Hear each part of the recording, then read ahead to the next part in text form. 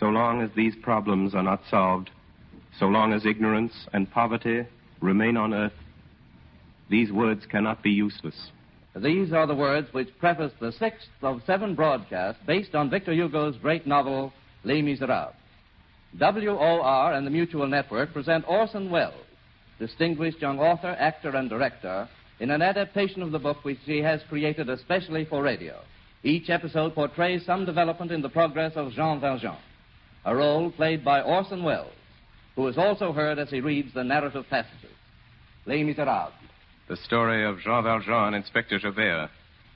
The episode which is called The Barricade.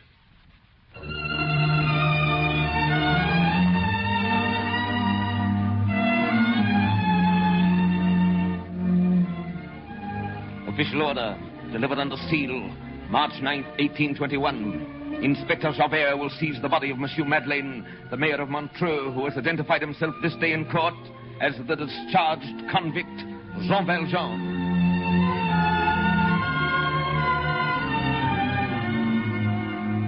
Six times from the galleys, twice from the double chain, and twice from under my grasp. Last night he escaped from me. We had him, my men and I, and he gave us the slip. Then we had him again. We hunted him through the city. His flight was embarrassed by the child Cosette, whom he carried in his arms. We were on every side of him. The walls were too high to climb. He was surrounded. He was trapped in a closed and guarded street. When he disappeared, Jean Valjean has escaped. 1832. Sedition, mutiny, rebellion. These are dangerous times. Never before has the vandalism and the lawlessness of the mob had such reign. The very government is in peril, and there are whispers of another revolution in France. We of the police are wakeful and vigilant. Here in Paris, the riotings of the people, led by some party of young fanatics, has grown to downright insurrection. And I have today intelligence of a barricade to be erected in a certain section of the city. True or no, this rumor is worthy of attention, and I'm going there in disguise to mingle with the revolutionaries.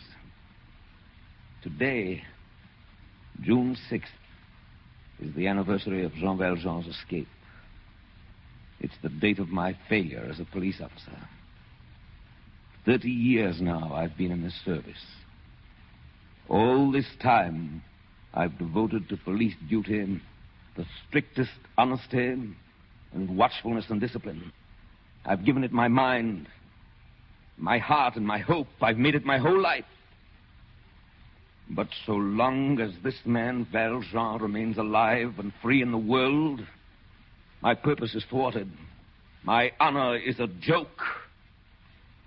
For this Jean Valjean has become a principle in the order of my code.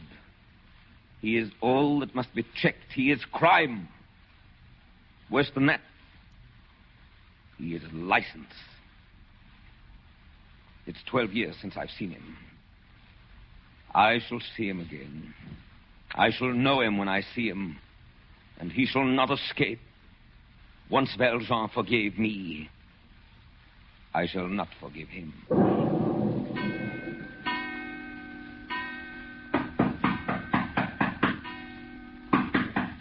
Cosette! Cosette, is something wrong? Cosette! Yes? May I come in? Yes, Father. My little one, you haven't stirred from your room this whole day. Now tell me something. What's on that pretty cheek? I don't know. Well, I do. It's a tear, and it has no business there. You've been weeping a great deal. Tell me, what for? For him. What's his name? Marius. Marius Pontmercy. Tell me about him. We met at the Luxembourg. He's going to be killed. Father, why have they made that barricade? For protection, my child. It's a kind of fort for the revolutionaries. Marius is at the barricade. How do you know? He was a rebel. He pledged himself to the insurrection. He told me that. When did you see him last? I haven't seen him at all for 2 months. We used to meet in the garden of the old house, and I was afraid to tell you. He may not be at the barricade. I got this letter. It came this morning. Let me see, little one. To Mademoiselle Cosette Fauchelevent, Monsieur Fauchelevent's Rue Lame, number 7. Our marriage was impossible. I have asked my grandfather. He has refused. I am without fortune, and you also. You know the promise that I gave you. I keep it. I die. I love you. When you read this, my soul will be near you. Marius. They say that the soldiers from the government have brought cannon and aimed them at the barricade. That will end it. All day I've sat here, listening. When I hear the first cannon, I'll know surely that he's dead.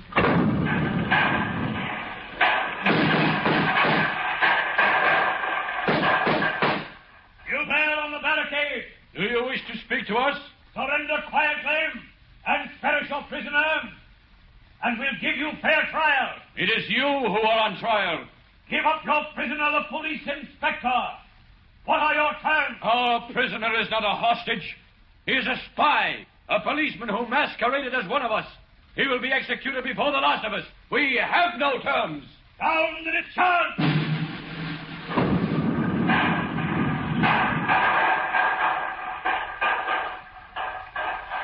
Take command here. I'll hold the north barricade. You, comrade. Yes, Marius. Go behind the tavern wall.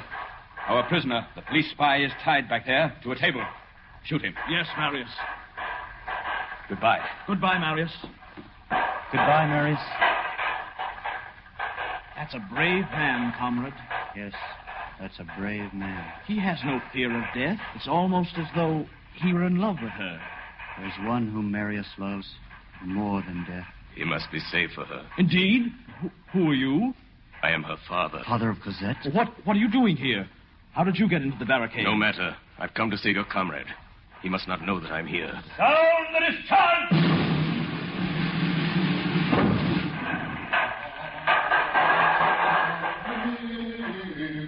Monsieur. Yes? Will you hold this position for me? I have orders from Marius. I must go execute the spy. Who is the spy? A police inspector who impersonated a revolutionary and was caught here on the barricade. I am to shoot him. A police inspector? Yes, monsieur. His name is Javert. Let me shoot him. What, monsieur? Let me shoot him. You hold the post. Very well, if you wish it. I wish it. Where is he? Where is Javert? Around the corner of the street, monsieur. Tied up behind the wall. Down the discharge!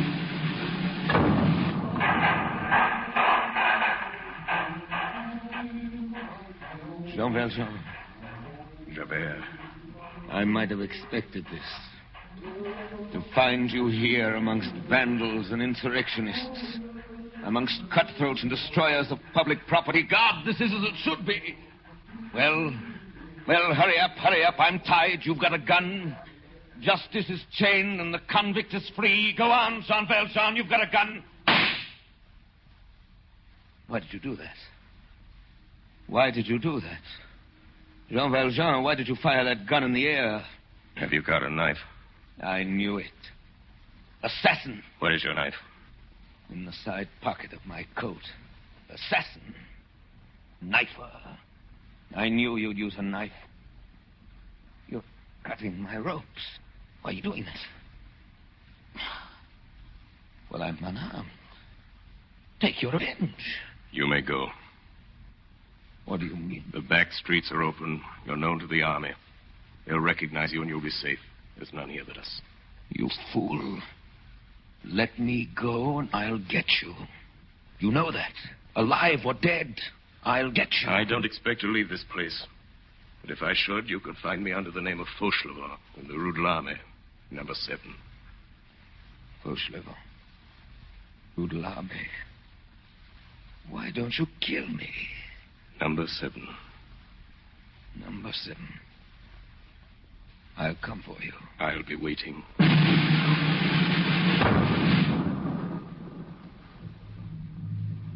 It is the story of the barricades, that it fell at this moment.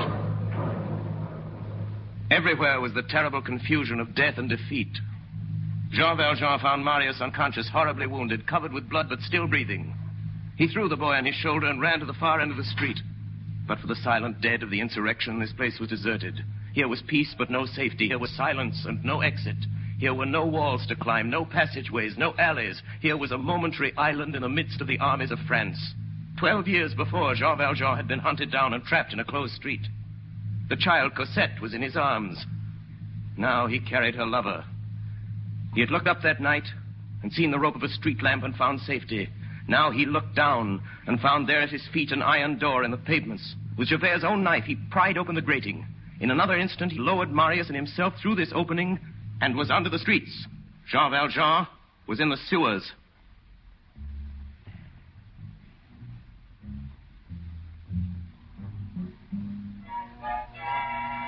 Paris has another Paris under herself. A Paris of sewers which has its streets, its squares, its blind alleys, and its circulation, which is slime.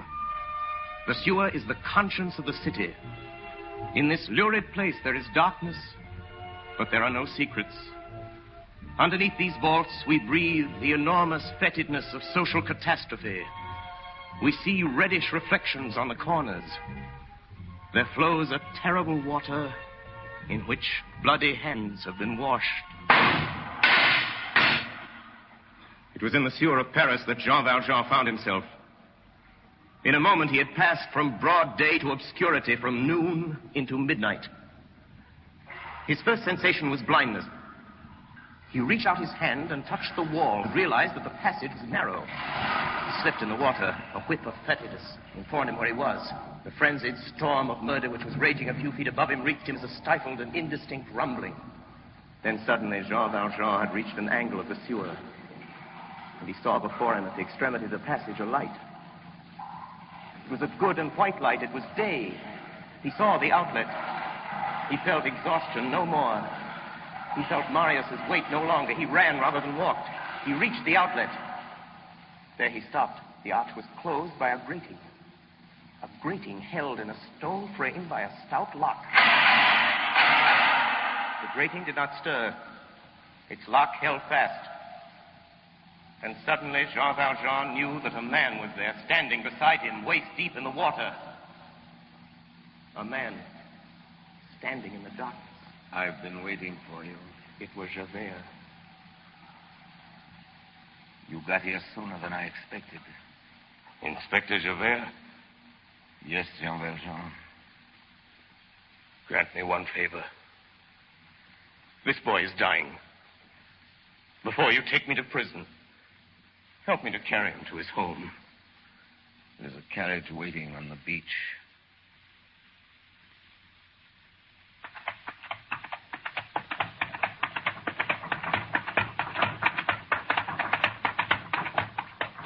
You are silent, Javert. I should think you would be happy. I must thank you for helping me to take that wounded boy to his family. They will be grateful to you. Javert. Yes? I'm going to ask you something more. Something I know you won't permit. Cosette. I've been with her all these years. She's very dear to me. May I say goodbye to her? Driver. The Rue de l'Armée. Number 7.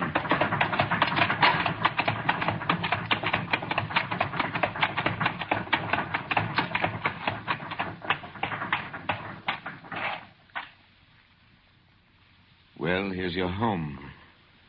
Go up and see her. What are you waiting for? I'm waiting for you. I'll be here, below in the street. Then you trust me? I'll wait in the street. Jean Valjean ran up the stairway to Cosette's little room. He stopped at the landing and looked back through the window. He was bewildered by what he did not see. There was nobody in the street. Javert was gone.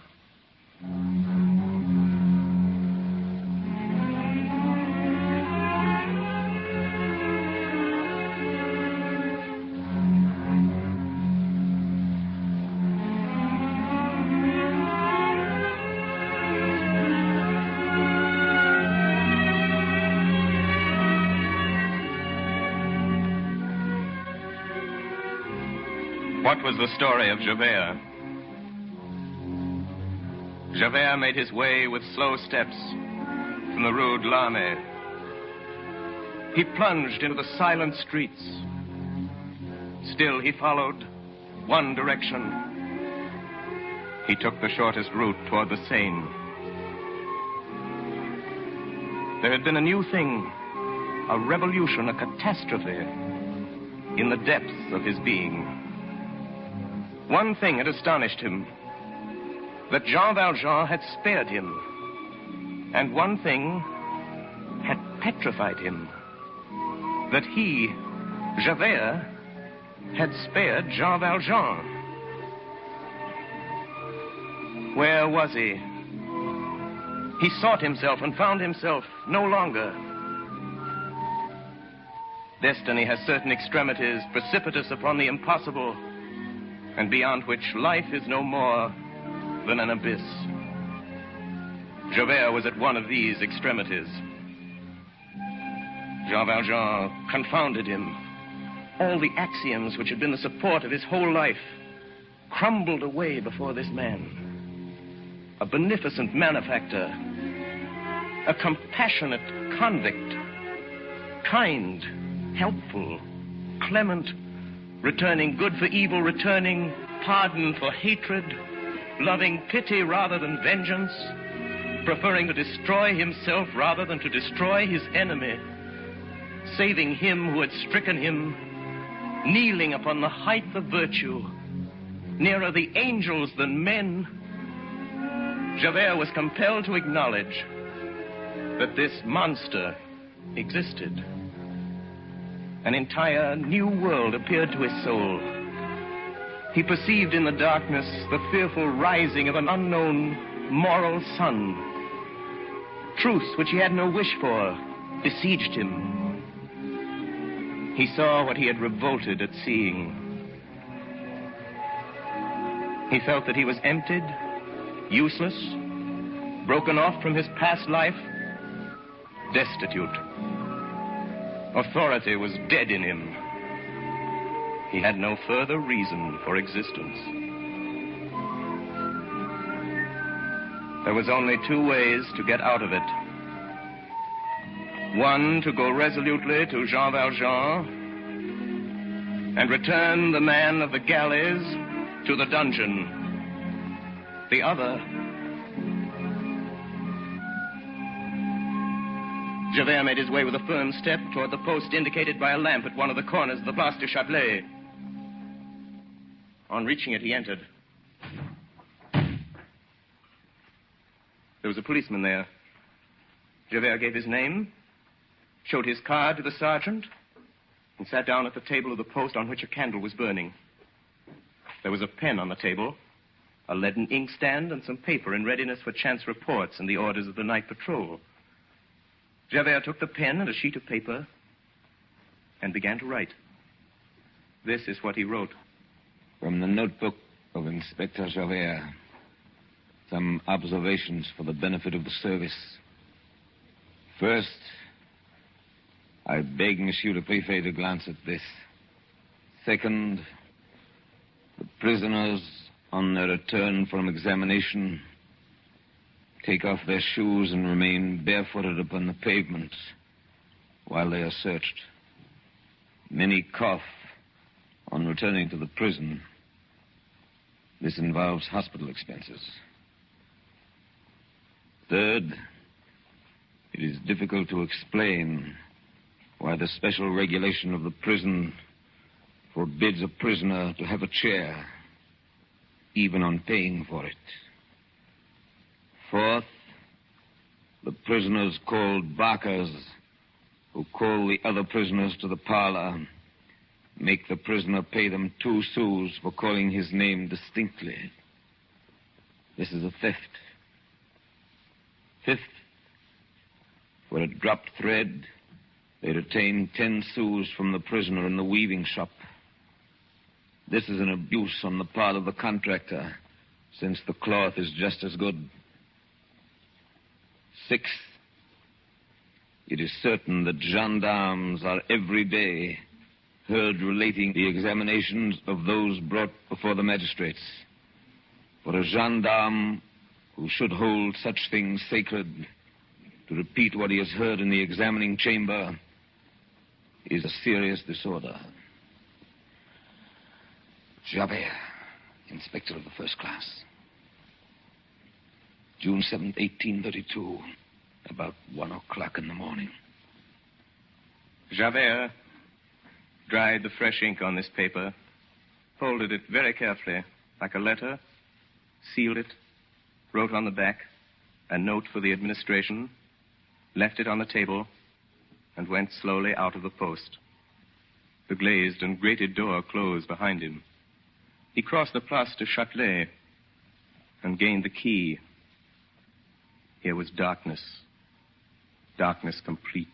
It was that sepulchral and terrible moment which follows midnight. Javert was standing exactly over the rapids of the Seine, perpendicularly over that formidable whirlpool which knots and unknots itself like an endless screw. Javert bent his head and looked. All was black. What was beneath was not water. It was chasm. The wall of the quay, abrupt, confused, mingled with vapor, suddenly lost to sight, seemed to him like an escarpment of the infinite. Javert, inspector of police, 30 years in the service of France, stood there on that promontory of the darkness and looked into the end of the night. He saw nothing, but he perceived the hostile chill of the water and the insipid odor of the moist stones. A fierce breath rose up from that abyss. The swollen river guessed at rather than perceived the tragical whispering of the flood, the dismal vastness of the arches of the bridge, the imaginable fall into that gloomy void. All that shadow was full of horror. Javert remained for some minutes motionless on that pinnacle in the middle of the midnight, gazing into that opening of darkness. Then suddenly, without a sound, no expression on that great, bearded, beastly face, he took off his hat and laid it on the edge of the quay. A moment afterwards, a tall black form appeared standing on the parapet, bent toward the Seine, then sprang up and fell straight into the darkness. It is the last that was ever seen of Inspector Javert.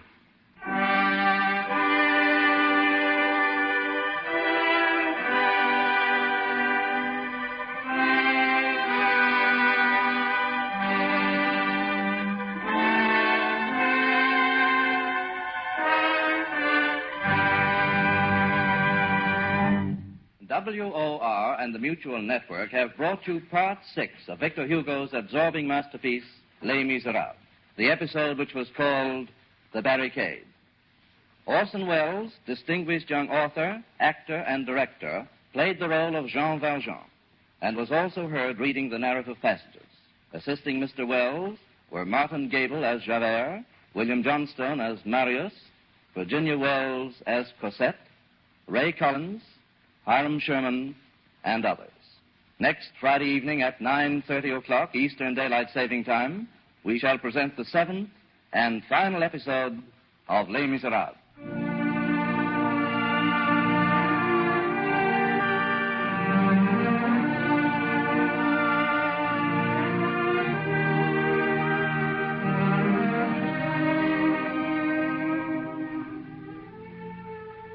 This is the Coast to Coast Network of the Mutual Broadcasting System.